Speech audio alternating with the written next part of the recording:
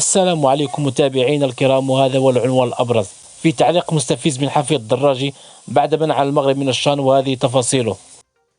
تعليقا عن عدم مشاركة المنتخب المغربي في بطولة كأس إفريقيا للمحلين الذي تحتضنها الجزائر، خرج المعلق الجزائري بقنوات بين سبورت القطرية حفيظ الدراجي للدفاع عن نظام العسكر وفق مبدأ انصر أخاك سواء كان ظالما أو مظلوما. الدراجي وفي محاولة يائسة لتلميع صورة نظام الكبرانات القبيح بعد الفضيحة والجريمة المكتملة الأركان الذي كان رئيس الفيفا ورئيس الكاف والصحافة الدولية شاهدين عليها، كتب تدوين كلها أكاذيب ومغالطات جاء فيها تسبب مسؤول كرة القدم في المغرب بقرار السفر بواسطة طيران المغرب فوق الأجواء الجزائرية، حرم لاعبيه من المحليين من المشاركة في البطولة الإفريقية المقررة في الجزائر، وفوت عليهم فرصة تسجيل نقاط على حساب الطرف الجزائري وكسب تعاطف الناس.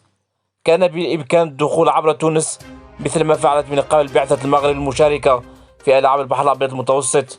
كما جاء في التدوينة، كان بالإمكان قبول المقترح الجزائري الذي نقله رئيس الكاف إلى الطرف المغربي بالسماح له بالتنقل المباشر من الرباط إلى الجزائر بواسطة طيران آخر غير محظور، وهو المقترح الذي أيده إيفانتينو البارحة. الطرف المغربي مارس حقه في المشاركة من عدمها، لكنه تلاعب بمشاعر لاعبيه والجماهير المغربية عندما حاول إلى غاية صبيحة اليوم فرض منطقه على الجزائر لتحقيق اتصال دبلوماسي وهمي.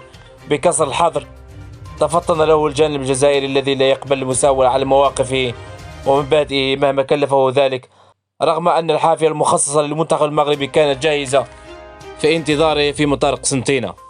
وردا على تعاليق الدراجي، انهالت عليه التعليق بين مستنكرة وغاضبة على تدوينة الدراجي، كما أشادوا نشطاء مغاربة على موقف القجع ويعتبرون موقفه صائبا، معتبرين مشاركته في دولة عسكرية يخلطون بين السياسة والرياضة.